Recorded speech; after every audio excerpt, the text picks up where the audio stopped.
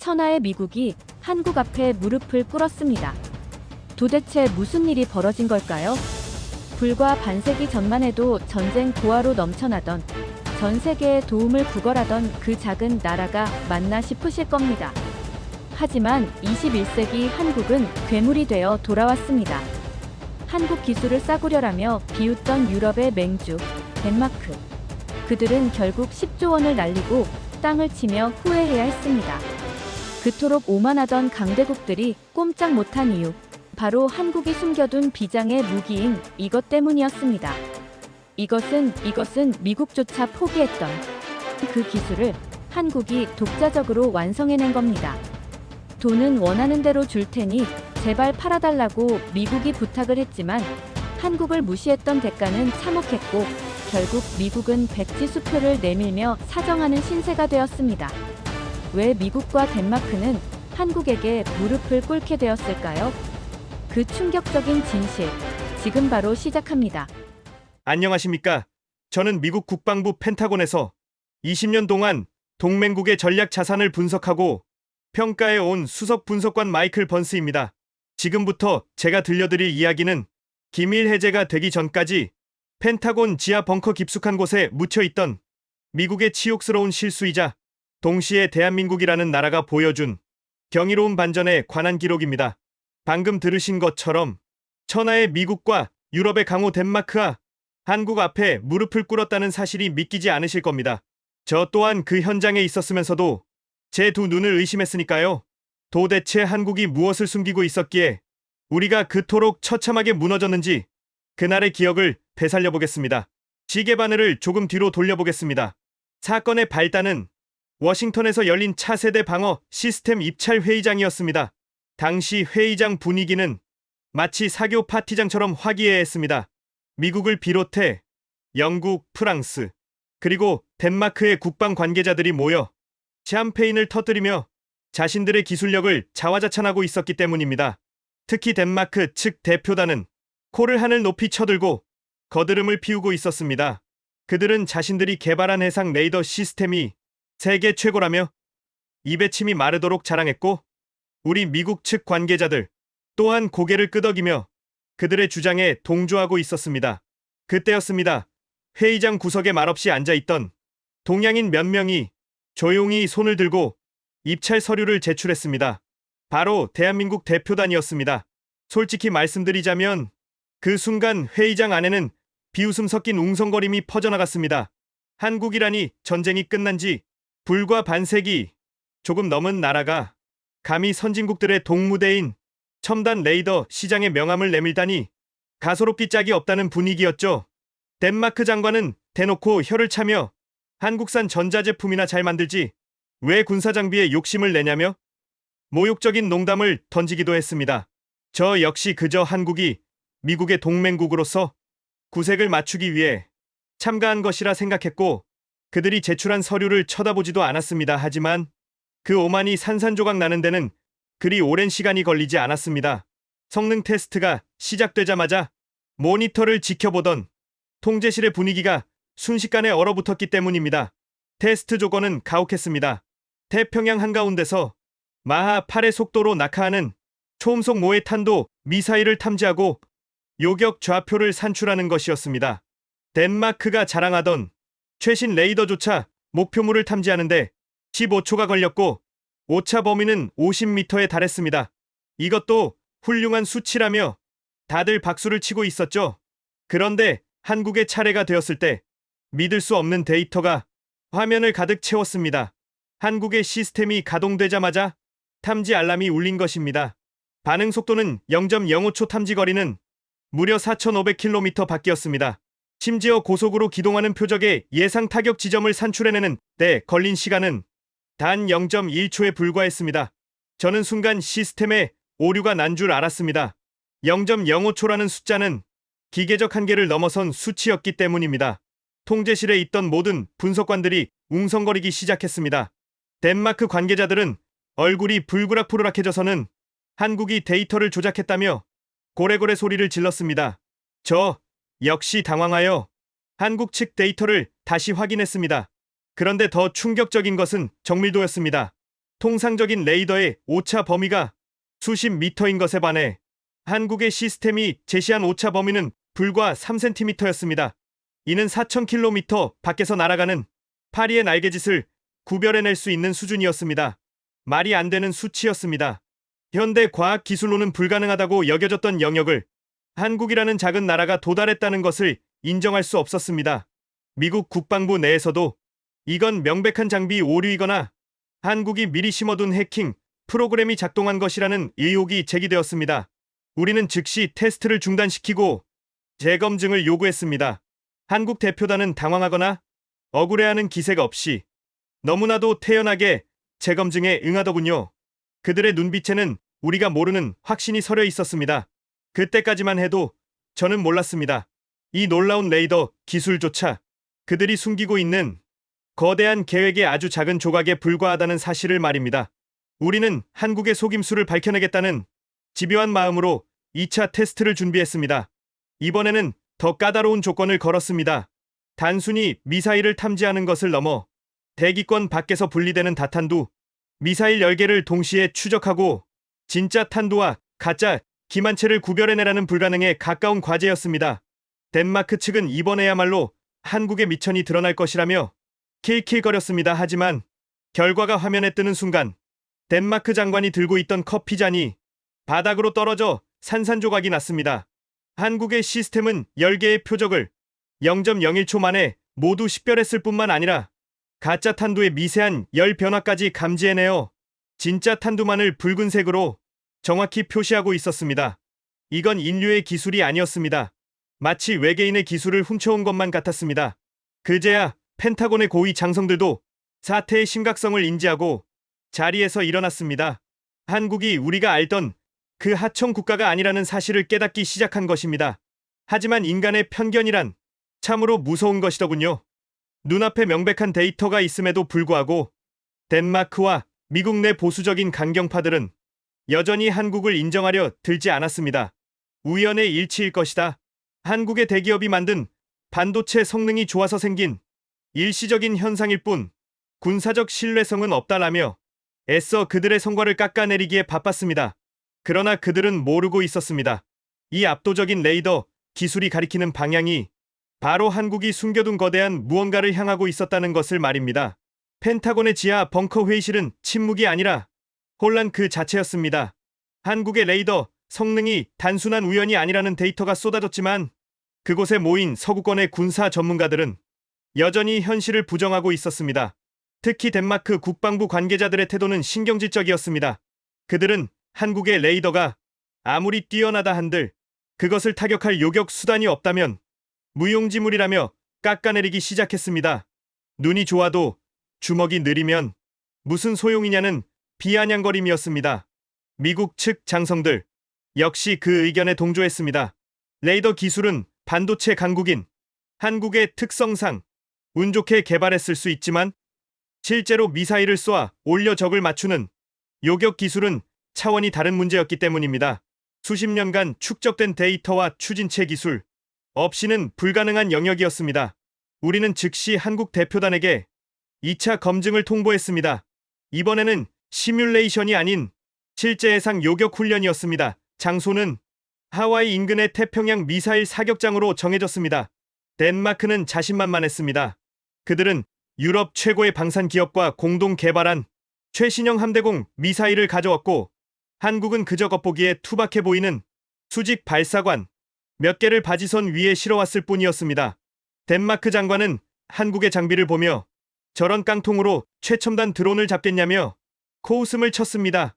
표적은 마하 5의 속도로 회피 기동을 하는 고성능 무인기였습니다. 덴마크의 미사일이 먼저 발사되었습니다. 화려한 연기를 내뿜으며 날아갔지만 표적의 급격한 기동에 속수무책이었습니다.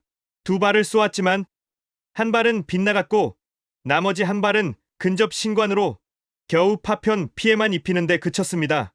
명중률 50% 나쁘지 않은 성적이라며 그들은 자위했습니다. 그리고 한국의 차례가 되었습니다. 미군 통제관이 더 가혹한 조건을 걸었습니다. 표적의 속도를 마하 7로 올리고 고도를 150km까지 높인 것입니다. 이는 사실상 요격을 포기하라는 뜻이나 다름없었습니다.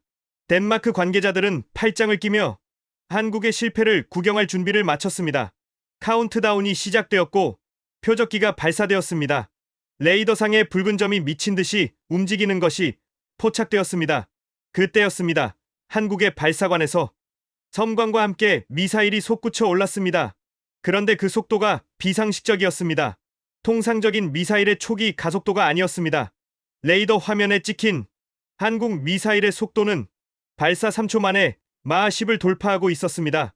통제실의 모니터를 보던 모든 사람들의 입이 딱 벌어졌습니다. 이건 미사일이 아니라 마치 레이저 빔을 쏘는 것 같은 속도였습니다. 한국의 요격 미사일은 표적을 향해 곡선을 그리는 것이 아니라 최단거리 직선으로 쇄도에 들어갔습니다. 덴마크 측 기술자는 저건 제어 불능 상태라며 폭발할 것이라고 소리쳤습니다. 하지만 한국의 미사일은 정확하게 살아 움직이고 있었습니다. 표적기가 회피 기동을 시도했지만 한국의 미사일은 마치 미래를 예지하는 것처럼 표적의 이동 경로를 미리 선점하고 기다리고 있었습니다. 쾅하는 소리조차 들리지 않는 먼 고도에서 섬광이 번쩍였습니다. 명중이었습니다. 그러나 진짜 충격은 격추 데이터가 전송된 직후였습니다. 우리는 단순히 근접 폭발로 표적을 무력화시켰을 것이라 생각했습니다. 하지만 고해상도 카메라에 잡힌 영상은 충격적이었습니다. 한국의 미사일은 표적기의 엔진부를 정확히 관통해버렸습니다. 폭약을 터뜨려 파편으로 잡는 방식이 아니라 엄청난 운동 에너지로 표적과 직접 충돌해 가루로 만들어버리는 직격 방식이었습니다. 이를 히트-투-킬 방식이라고 부르는데 이는 날아오는 총알을 또 다른 총알로 맞춰 떨어뜨리는 것보다 수백 배는 어려운 기술입니다. 오차 범위는 0이었습니다. 정확히 표적의 정중앙을 뚫어버린 것입니다. 고도 150km 상공에서 마하 7로 움직이는 물체를 단 1cm의 오차도 없이 타격했다는 사실에 미국 분석관들은 할 말을 잃었습니다. 덴마크 대표단은 얼굴이 사색이 되어 아무 말도 하지 못했습니다. 방금 전까지 깡통이라고 비웃던 그 장비가 전 세계에서 가장 진보된 요격 시스템이라는 것을 눈앞에서 목격했기 때문입니다. 제가 떨리는 손으로 결과 보고서를 작성하는 동안 한국 측 기술진은 무덤덤한 표정으로 장비를 점검하고 있었습니다. 마치 이 정도는 연습 게임에 불과하다는 태도였습니다. 미국 국방부 내에서는 긴급 회의가 소집되었습니다. 한국이 보유한 이 요격 시스템의 사거리와 반응 속도를 계산해 본 결과 기존에 우리가 알고 있던 사드나 패트리엇 시스템을 훨씬 상회하는 성능임이 밝혀졌습니다. 심지어 이 기술은 미국의 기술 지원 없이 한국이 독자적인 소재와 유도, 알고리즘으로 완성했다는 첩보까지 입수되었습니다. 하지만 인간의 아집은 쉽게 꺾이지 않았습니다. 덴마크와 미국의 일부 강경파들은 이 결과를 인정하는 대신 의심을 품기 시작했습니다. 저 기술은 너무 위험하다거나 국제 조약을 위반한 불법 개조가 있을 것이라는 억지 주장을 펼쳤습니다. 한국이라는 작은 나라가 미국도 갖지 못한 초정밀 타격 기술을 가졌다는 사실 자체가 그들의 자존심을 건드렸기 때문입니다. 그들은 한국의 기술력을 칭찬하기보다는 경계하고 견제하려는 움직임을 보였습니다. 한국 정부의 기술 공개를 요구하거나 부품 수급을 통제해야 한다는 목소리까지 나왔습니다. 한국이 이 기술을 통해 군사적 자립을 이루는 것을 두려워했기 때문입니다. 그들은 여전히 착각하고 있었습니다. 한국이 보여준 레이더와 요격 미사일이 그저 방어용 무기에 불과하다고 생각했던 것입니다. 한국이 왜 이토록 집요하게 완벽한 탐지와 완벽한 타격 능력을 갖추려 했는지 그 진짜 목적을 짐작조차 하지 못했습니다. 방어는 공격을 위한 준비 과정일 뿐입니다. 한국은 단순히 날아오는 것을 막기 위해 이 기술을 개발한 것이 아니었습니다. 더 먼 곳 더 깊은 곳을 지배하기 위한 거대한 그림의 일부가 완성되었을 뿐이었습니다. 이제 미국과 덴마크는 한국의 방패가 얼마나 단단한지 확인했습니다. 하지만 그 방패 뒤에 숨겨진 날카로운 창끝이 어디를 겨누고 있는지 알게 되는 순간 그들은 지금의 놀라움이 사치였다는 것을 깨닫게 될 것입니다. 방어 기술에 대한 충격이 채 가시기도 전에 펜타곤 수뇌부는 한국의 해군력을 검증하겠다며 전장을 바다로 옮겼습니다. 이번에는 미국이 자랑하는 제7함대와 덴마크의 최신형 호위함이 참여하는 대규모 대잠수함 훈련이었습니다. 표면적인 명분은 연합훈련이었지만 실상은 한국의 재래식 잠수함이 서구권의 최첨단 소나 시스템 앞에서 얼마나 무력한지를 증명하려는 의도였습니다. 덴마크 해군 제독은 브리핑룸에서 자신만만한 표정으로 지도를 가리켰습니다. 한국의 잠수함은 디젤 엔진을 사용하기 때문에 배터리를 충전하려면 반드시 수면 위로 올라와야 하며 소음이 커서 탐지하는데 30분도 걸리지 않을 것이라고 장담했습니다. 훈련 해역인 괌 인근 바다에는 긴장감이 감돌았습니다. 미 해군의 버지니아급 핵잠수함과 덴마크의 아이버 휴이트급 호위함이 바다를 에워쌌고 그 한가운데 한국의 3,000톤급 잠수함 한 척이 외롭게 떠 있었습니다. 겉보기에는 특별할 것 없는 평범한 잠수함이었습니다. 미군 관계자들은 저런 덩치 큰 디젤 잠수함은 현대 대잠 작전에서 움직이는 관짝이나 다름없다며 비아냥거렸습니다. 훈련 개시 신호와 함께 한국 잠수함이 자망을 시작하며 물속으로 사라졌습니다. 덴마크 호위함은 즉시 고성능 능동 소나를 가동하며 바닷속을 샅샅이 훑기 시작했습니다. 우리는 승부가 싱겁게 끝날 것이라 예상하며 느긋하게 모니터를 지켜보고 있었습니다. 그런데 1시간이 지나고 3시간이 지나도록 소나 화면은 깨끗했습니다. 탐지 시스템의 오류를 의심할 정도로 아무런 신호도 잡히지 않았습니다. 덴마크 제독의 얼굴에서 여유가 사라지기 시작했습니다. 분명히 이 좁은 해역 어딘가에 있어야 할 거대한 강철 덩어리가 마치 바닷물에 녹아버린 것처럼 증발해버린 것입니다. 미 해군은 즉시 대잠 초계기 P8 포세이돈을 띄워 하늘에서 음파 탐지 부표 수백 개를 투하했습니다. 바다 위와 아래에서 입체적인 포위망을 구축하여 물고기 한 마리의 움직임까지 잡아내려 했습니다. 하지만 한국 잠수함의 위치는 여전히 오리무중이었습니다. 그때 충격적인 데이터가 통제실로 전송되었습니다. 해저에 깔아둔 초정밀 수동 소나에 미세한 파동이 감지되었는데 그 수치가 상식을 파괴하고 있었기 때문입니다. 통상적인 잠수함의 소음이 120데시벨 수준이고 최신형 핵잠수함도 100데시벨 정도의 소음을 내는데 한국 잠수함이 내는 소음 수치는 불과 75데시벨이었습니다. 이는 바다의 자연적인 배경 소음인 90데시벨보다도 낮은 수치였습니다. 즉, 한국 잠수함은 바다 자체보다 더 조용하게 움직이고 있다는 뜻이었습니다. 분석관들은 이것을 유령 소음이라고 불렀습니다. 존재하지만 들리지 않는 공포, 그 자체였기 때문입니다. 훈련 시작 48시간이 지났을 때 덴마크 호위함의 함교가 발칵 뒤집혔습니다. 갑자기 함정, 바로 밑바닥에서 둔탁한 금속음이 울렸기 때문입니다. 놀랍게도 그것은 공격 신호였습니다. 한국 잠수함이 덴마크 호위함의 사각지대인 함정, 바로 아래쪽 배면으로 침투하여 가상 어뢰 발사 신호를 보낸 것입니다. 만약 실전이었다면 덴마크의 최신형 호위함은 영문도 모른 채 두 동강이 나서 수장되었을 것입니다. 더욱 경악스러운 것은 한국 잠수함이 그 위치까지 접근하는 동안 미 해군의 핵잠수함조차 그 존재를 전혀 눈치채지 못했다는 사실입니다. 훈련이 종료되고 한국 잠수함이 수면 위로 부상했을 때 미 해군 작전사령관은 믿을 수 없다는 표정으로 그 검은 선체를 바라보았습니다. 한국은 기존의 납축전지 대신 세계 최초로 리튬이온 배터리 시스템을 잠수함에 적용하여 자망 시간을 획기적으로 늘렸고 독자 개발한 음향 흡수 타일을 선체 전체에 부착하여 음파를 완벽하게 지워버린 것입니다. 디젤 잠수함의 한계라고 여겨졌던 수중작전 지속 능력을 핵잠수함 수준으로 끌어올린 기술적 쾌거였습니다. 덴마크 제독은 땀을 뻘뻘 흘리며 이것은 사기다. 어떻게 디젤 잠수함이 2주 동안 한 번도 스노클링을 하지 않을 수 있느냐며 항변했지만 데이터는 거짓말을 하지 않았습니다. 이 사건은 펜타곤 내부에 엄청난 파장을 일으켰습니다. 한국이 단순히 육상 무기만 잘 만드는 것이 아니라 해양 전략 자산에서도 미국을 위협할 수준의 은밀성을 확보했다는 것이 증명되었기 때문입니다. 태평양 사령부는 즉시 한국 잠수함 전력에 대한 재평가 보고서를 작성하라고 지시했습니다. 보고서에는 한국의 잠수함 기술이 동맹국 수준을 넘어섰으며 잠재적으로 미국의 해상 패권에 도전할 수 있는 게임 체인저가 될 수 있다는 경고 문구가 포함되었습니다. 서구권 국가들이 한국을 조선업, 강국 정도로만 생각하고 있을 때 한국은 그 기술을 군사력으로 전환하여 바닷속에 암살자를 키워내고 있었던 것입니다. 하지만 우리가 놀라워했던 이 잠수함 기술조차도 한국이 감추고 있는 거대한 계획의 추진체에 불과했습니다. 그들은 바다 위가 아니라 바닷속 깊은 곳에서부터 판을 뒤집을 준비를 하고 있었습니다.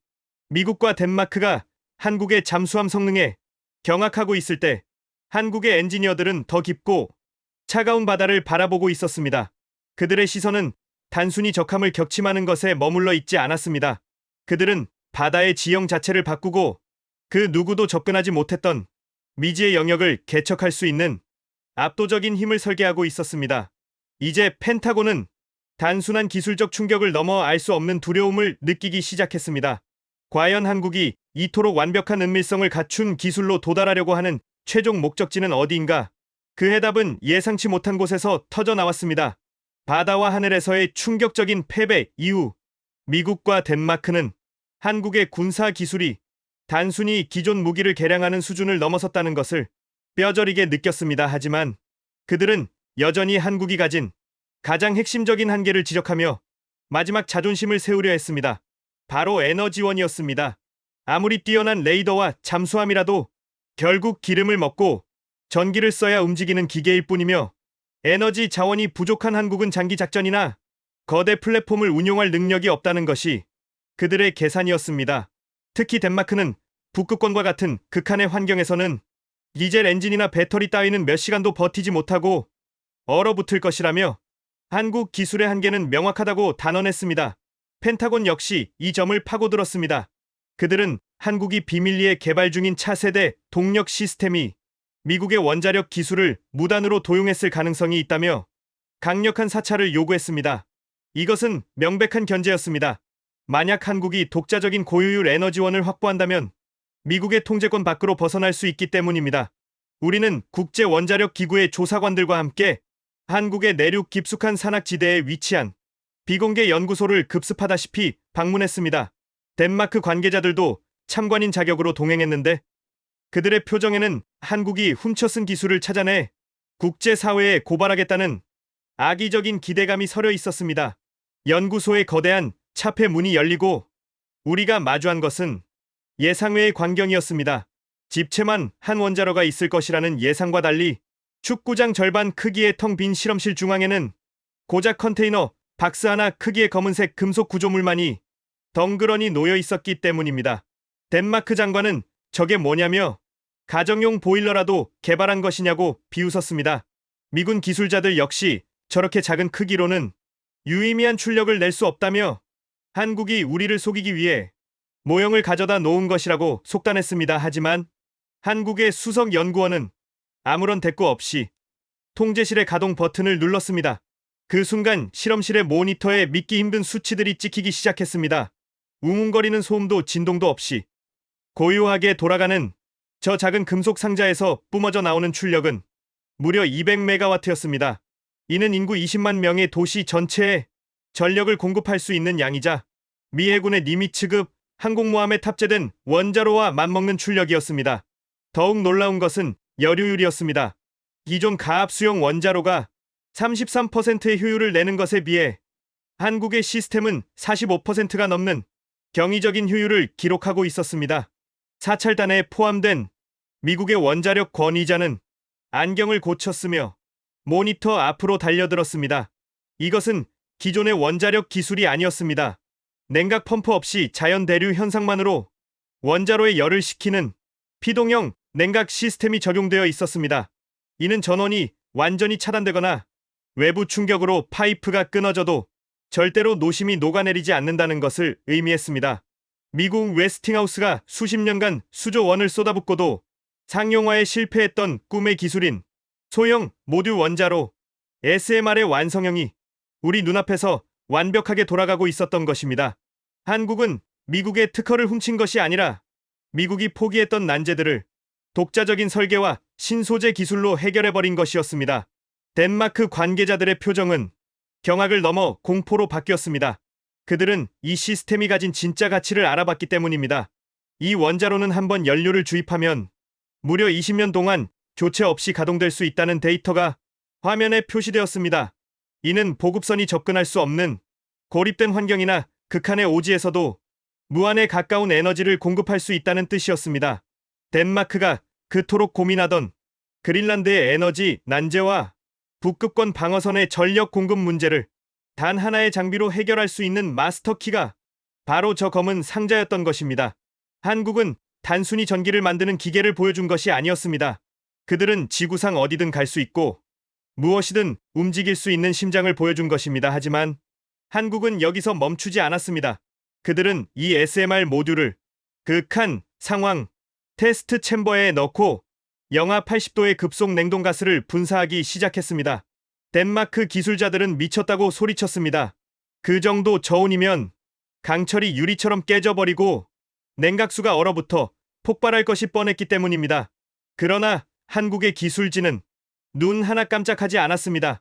영하 80도의 눈보라 속에서도 한국의 원자로는 단 0.1%의 출력 저하도 없이 안정적으로 에너지를 뿜어내고 있었습니다.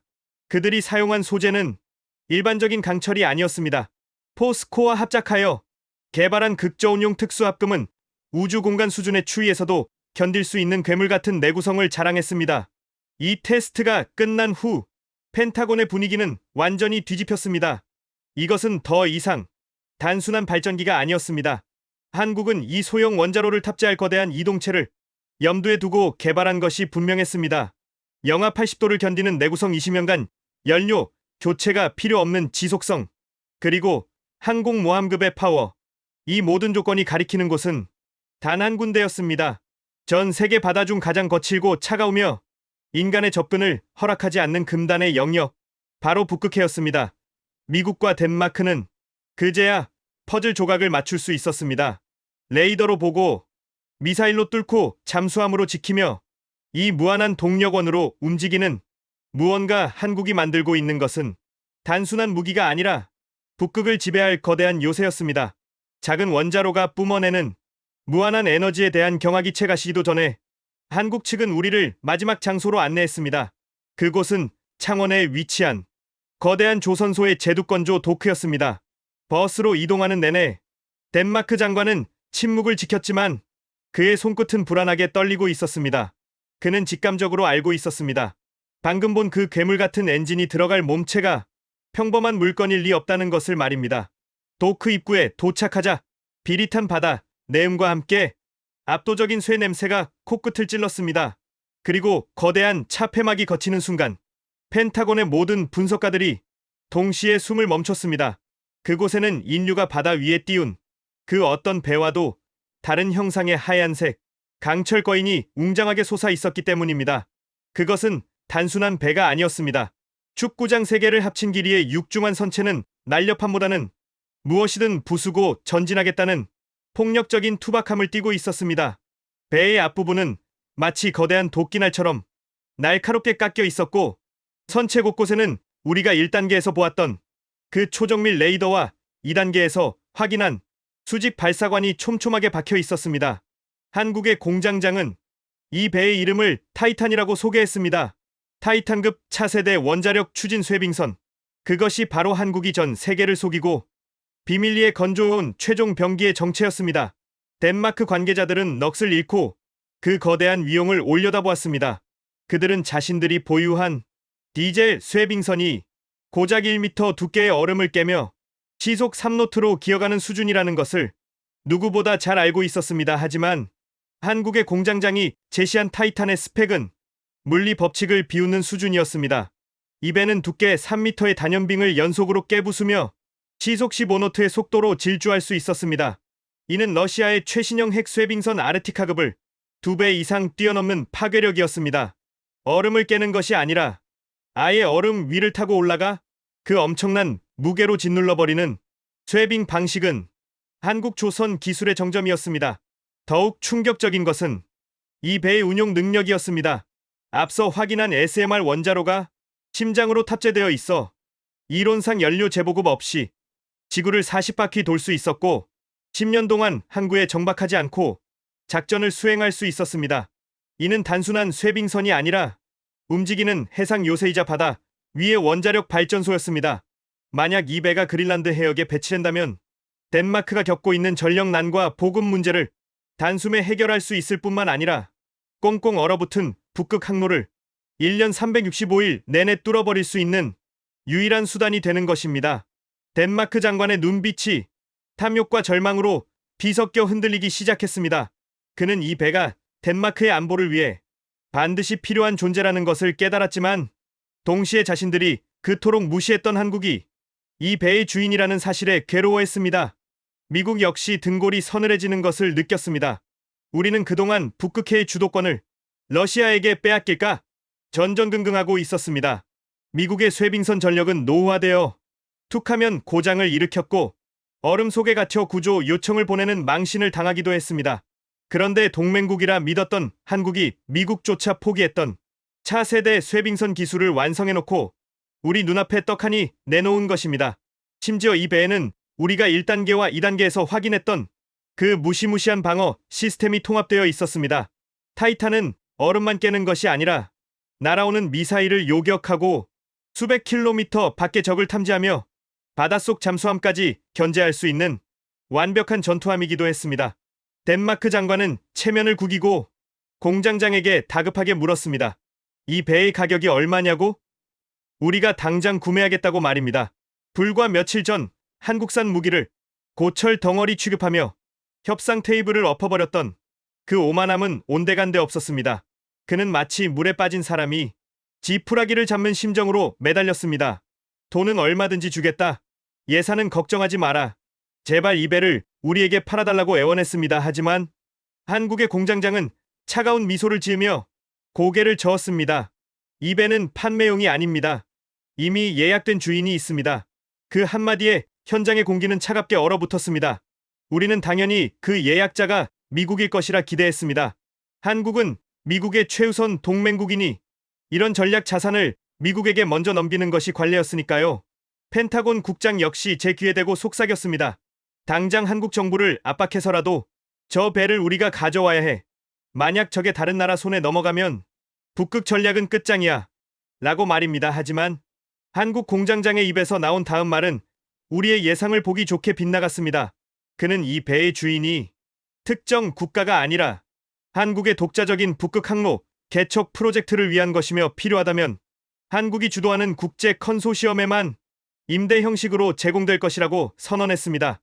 이는 한국이 더 이상 무기를 팔아서 돈을 버는 하청업체가 아니라 기술을 무기로 국제사회의 판을 짜는 설계자가 되겠다는 선전포고였습니다.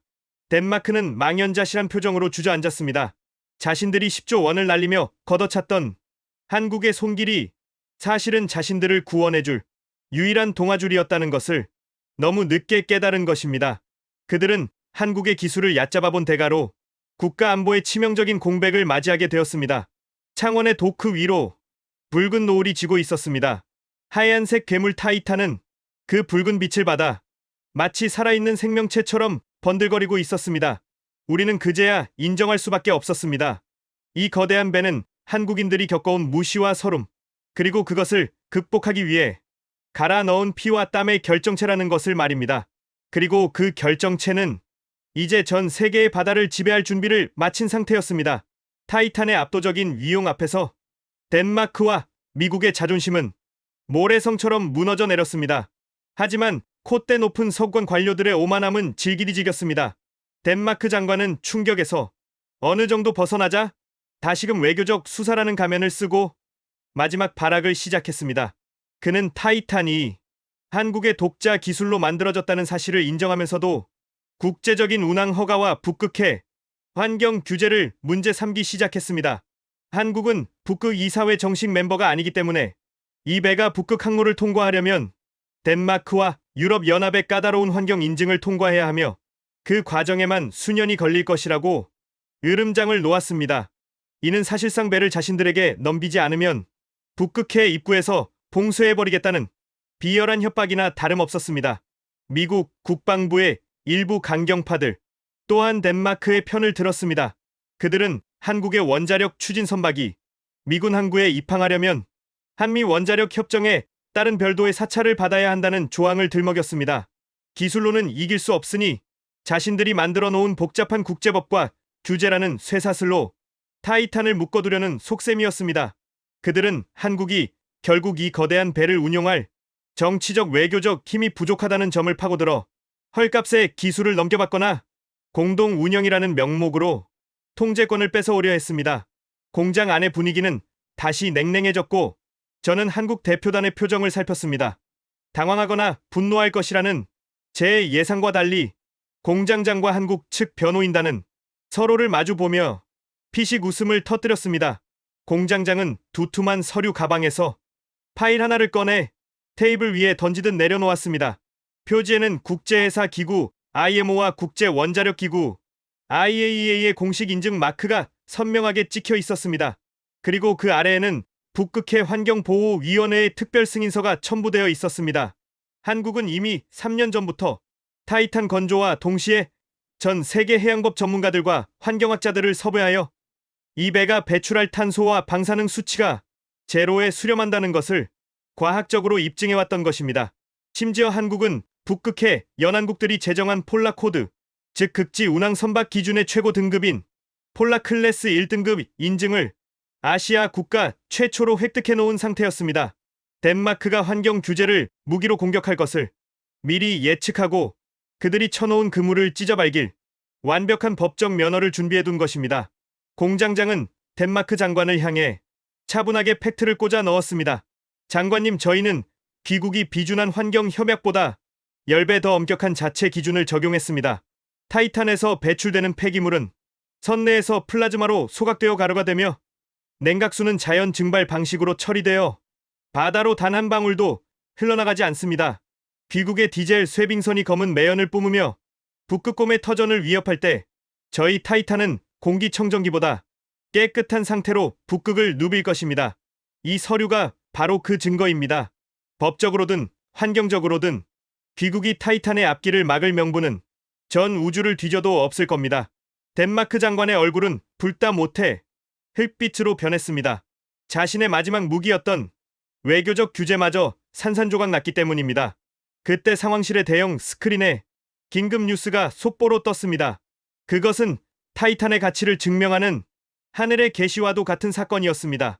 러시아가 예고도 없이 북극 항로의 핵심 구간인 카라 해역을 군사훈련 구역으로 선포하고 전면 봉쇄에 들어간 것입니다. 이로 인해 유럽으로 향하던 수십 척의 LNG 운반선들이 얼음바다 한가운데 갇히는 초유의 사태가 벌어졌습니다. 설상가상으로 구조를 위해 출동하려던 미국의 유일한 중형 쇄빙선 폴라 스타우가 엔진 고장으로 시애틀 항구에서 멈춰섰다는 비보가 전해졌습니다. 40년 된 낡은 엔진이 결정적인 순간에 퍼져버린 것입니다. 미국 국방부는 패닉에 빠졌습니다. 지금 당장 북극해에 갇힌 상선들을 구해내지 못하면 글로벌 에너지 가격이 폭등하고 미국의 동맹국들이 얼어 죽게 생겼는데 미 해군은 손가락만 빨고 있어야 하는 상황이었습니다. 러시아는 자신들의 쇄빙선 지원을 요청하라며 비아냥거리고 있었고 이는 사실상 미국의 북극 패권이 러시아에게 넘어갔음을 인정하라는 굴욕적인 요구였습니다. 백악관 안보실에서는 제 전화기로 미친 듯이 연락을 해왔습니다. 마이클, 지금 당장 방법이 없어. 한국의 그 배 타이탄이 유일한 희망이야. 무슨 수를 써서라도 한국을 설득해 타이탄을 출항시켜야 해. 국익이 걸린 문제야. 저는 전화를 끊고 고개를 들었습니다. 덴마크 장관 역시 본국 총리로부터 다급한 전화를 받고 있었습니다. 자국 상선 3척이 빙하 사이에 끼어 침몰 위기라는 보고였습니다. 방금 전까지 한국을 협박하고 무시하던 두 강대국의 대표는 이제 처절한 을의 입장이 되어 한국의 공장장만 바라보게 되었습니다. 공장장은 팔짱을 낀 채 스크린 속의 붉은색 경보들을 무심하게 바라보며 입을 열었습니다. 저희는 준비가 되어 있습니다. 연료봉은 장전되었고 승조원들도 탑승 대기 중입니다. 하지만 말씀드렸다시피 이 배는 주인이 없습니다. 출항 명령을 내릴 권한을 가진 파트너가 아직 정해지지 않았다는 뜻이죠. 그것은 명백한 최후 통첩이었습니다. 돈으로 해결하려 하지 말고 협박으로 뺏으려 하지 말고 정당한 대우를 하며 부탁하라는 뜻이었습니다. 덴마크 장관이 먼저 무너졌습니다. 그는 떨리는 무릎을 억지로 펴고 자리에서 일어나 공장장에게 고개를 깊이 숙였습니다. 제발 도와주십시오. 덴마크 정부를 대표해 정식으로 요청합니다. 과거의 결례를 사과합니다. 우리 국민들을 살려주십시오. 타이탄의 도움이 절실합니다.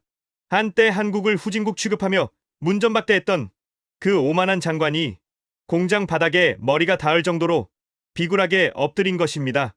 저 역시 선택의 여지가 없었습니다. 저는 펜타곤의 자존심을 내려놓고 정중하게 부탁했습니다. 미국 정부는 대한민국을 북극 개발의 유일하고도 대체 불가능한 전략적 동맹으로 인정합니다. 부디 타이탄을 출항시켜 주십시오. 공장장은 그제야 굳게 담은 입술을 풀고 미소를 지었습니다. 그는 책상 위에 놓인 한라인 전화기를 들고 짧고 굵게 명령을 내렸습니다. 타이탄 출항한다. 목표는 북극 카라 해역전 속력으로 돌파한다. 도크의 거대한 수문이 열리고 사이렌 소리가 창원 앞바다를 뒤흔들었습니다. 묶여있던 쇠사슬이 풀리며 하얀색 거인이 마침내 움직이기 시작했습니다. 웅장한 기적 소리가 울려 퍼지는 순간 저는 온몸에 전율이 흘렀습니다.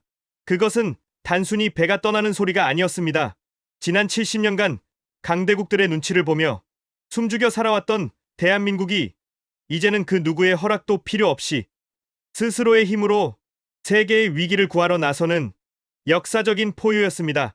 미국과 덴마크가 아무것도 하지 못하고 발만 동동 구르는 동안 한국의 타이탄은 거친 파도를 가르며 북쪽으로 뱃머리를 돌렸습니다. 이제 전 세계가 똑똑히 목격하게 될 것입니다. 그들이 무시했던 작은 나라가 어떻게 세상을 구하고 어떻게 판을 뒤집는지 말입니다. 북극 카라 해역은 지옥 그 자체였습니다. 러시아가 인위적으로 쇠빙선을 동원해 얼음 장벽을 쌓아 올린 데다 영하 40도의 살인적인 한파가 몰아치면서 바다는 거대한 하얀 감옥으로 변해 있었습니다. 위성으로 내려다본 현장은 처참했습니다.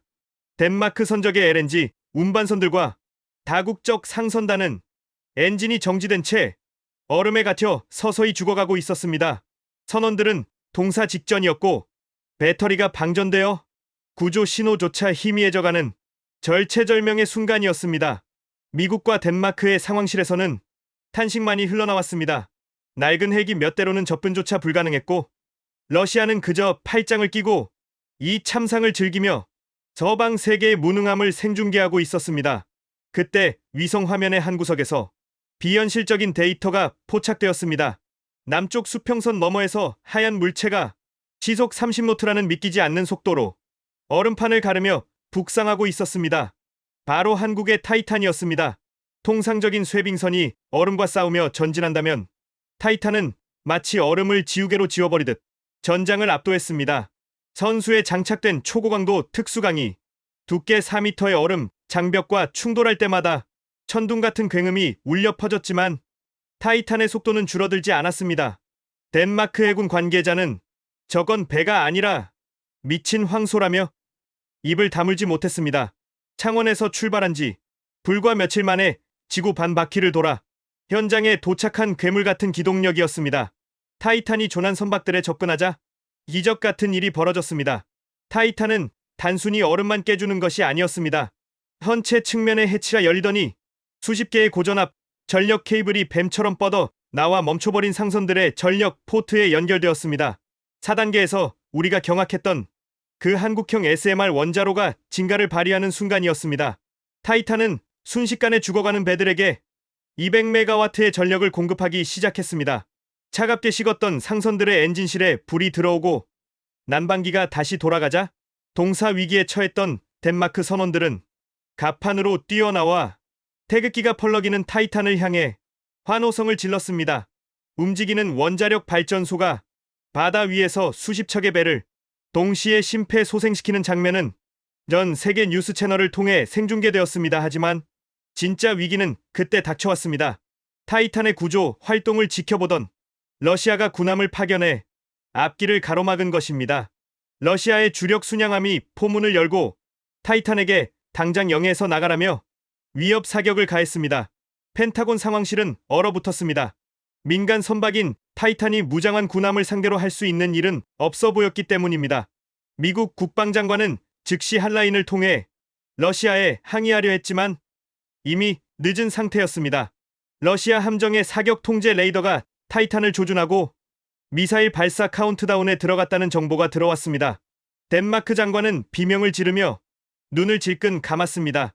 그러나 타이탄의 함교에 있던 한국 선장은 당황하지 않았습니다. 그는 조용히 선내 방송으로 전투 배치 명령을 내렸습니다. 그러자 1단계와 2단계에서 우리가 목격했던 그 초정밀 레이더와 전자전 시스템이 가동되었습니다. 타이탄에서 뿜어져 나온 강력한 전자기 파동이 러시아 순양함을 강타했습니다.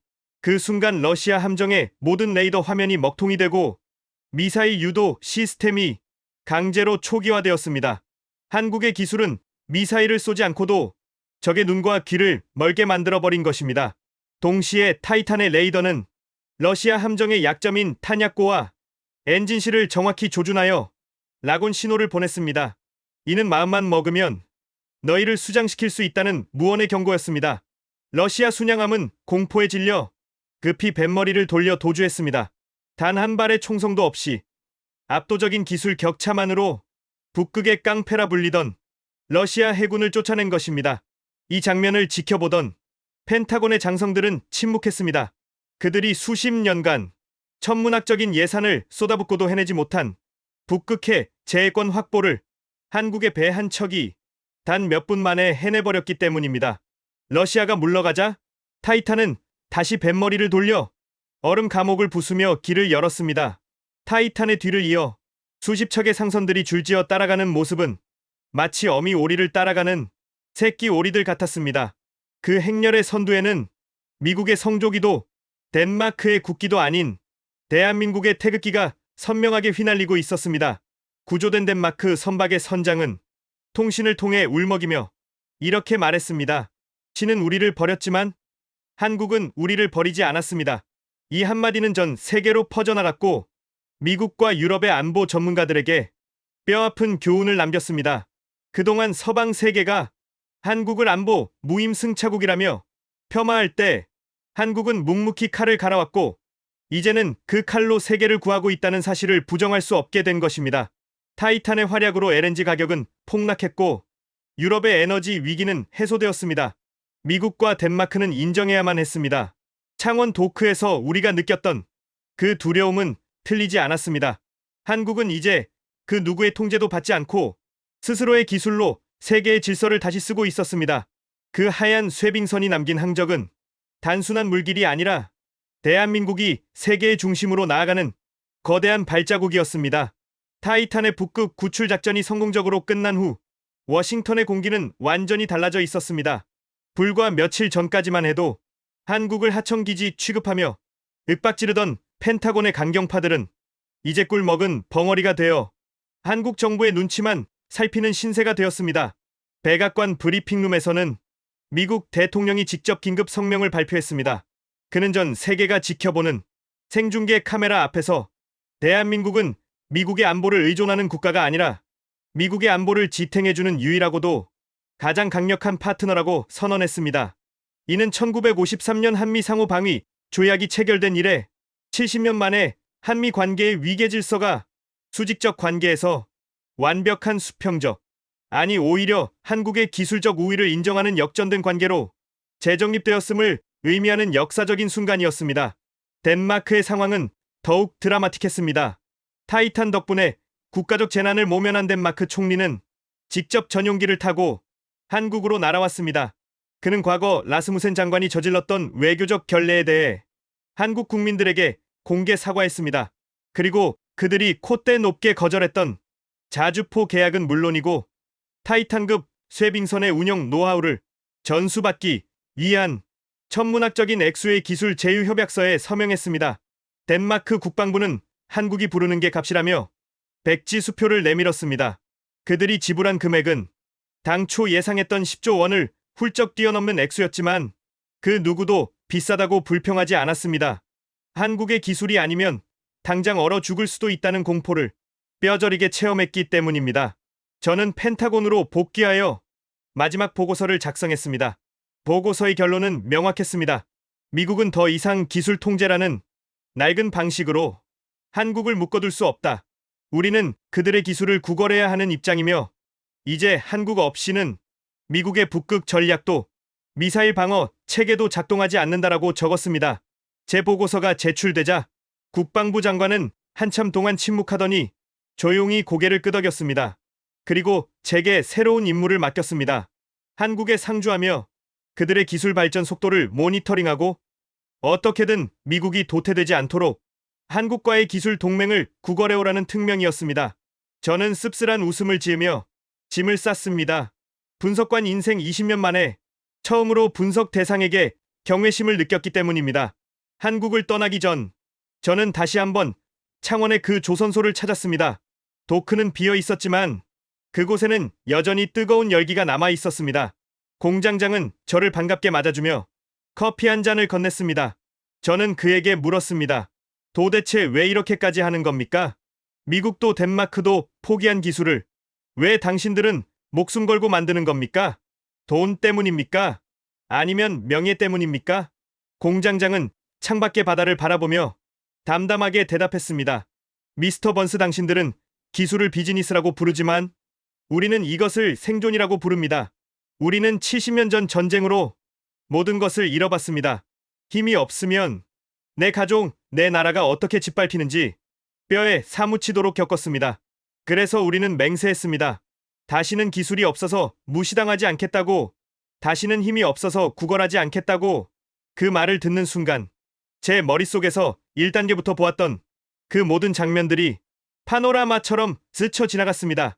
말도 안 되는 반응 속도의 레이더, 물리 법칙을 무시한 요격 미사일 바다보다 조용한 잠수함, 그리고 얼음을 지배하는 타이탄까지 그 모든 괴물 같은 기술들은 단순히 천재적인 두뇌에서 나온 것이 아니었습니다. 그것은 다시는 비참해지지 않겠다는 한국인들의 한과 오기, 그리고 처절한 생존 본능이 만들어낸 피와 땀의 결정체였습니다. 미국과 덴마크가 오만에 빠져 샴페인을 터뜨릴 때 그들은 코피를 쏟아가며 밤을 새웠고, 우리가 패권 유지에 골몰할 때 그들은 미래를 개척하고 있었던 것입니다. 공항으로 가는 길, 저는 지갑 속에 넣어두었던 낡은 흑백 사진을 다시 꺼내 보았습니다.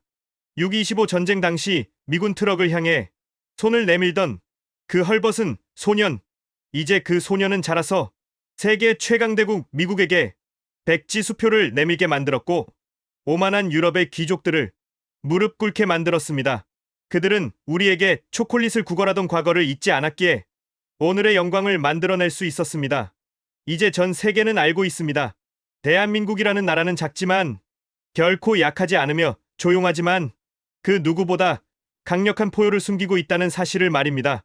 비행기가 이륙하고 발 아래로 반짝이는 한강의 기적이 내려다 보였습니다. 저 불빛 하나하나가 단순한 전등이 아니라 그들이 흘린 땀방울처럼 느껴져 가슴이 뭉클해졌습니다. 저는 펜타곤으로 돌아가면 제 책상 앞에 태극기를 하나 걸어둘 생각입니다.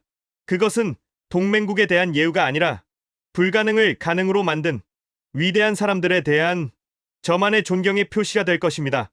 미국과 덴마크, 그리고 전 세계가 한국을 다시 보게 된 이번 사건은 단순히 무기거래의 역사를 바꾼 것이 아니라 세계의 중심이 어디로 이동하고 있는지를 보여주는 거대한 이정표가 되었습니다. 오늘 이야기는 여기까지입니다.